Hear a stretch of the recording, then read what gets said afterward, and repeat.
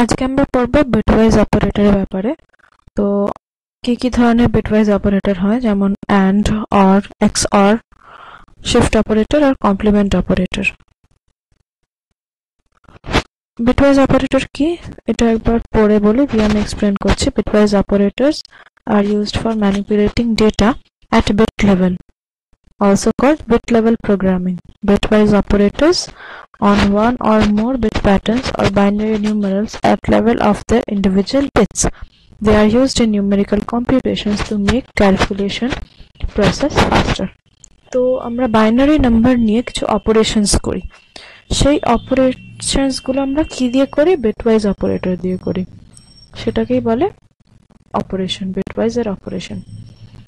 এইগুলো বিভিন্ন ধরনের নিউমেরিক্যাল কম্পিউটেশনের জন্য ইউজ হয়।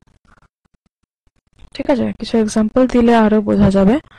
যেমন বাইনারি অ্যান্ড, সি প্রোগ্রামিং এ যা যা ইউজ হয়, binary and, or, XOR, complement, one's complement যেটা আমরা আগে পড়েছি, লেফট শিফট আর রাইট শিফট অপারেটর। ঠিক আছে, এইগুলো যেমন আমরা করি a and b equal to 12, that is এইটা। তো এই অপারেশন গুলোকে আমরা বাইনারি ভ্যালুতে বার করছি এখানে, মানে a and b equal to 12, 12 এর ইকুইভ্যালেন্ট হচ্ছে বাইনারি এটা। তো এই বিভিন্ন অপারেশন করে আমরা এই ভ্যালুগুলো বের করতে পারি। একটা নোট আছে এখানে, bitwise operators cannot be directly applied to primitive data types such as float, double, etc. Always remember one thing, that bitwise operators are mostly used with the integer data types because of its capability.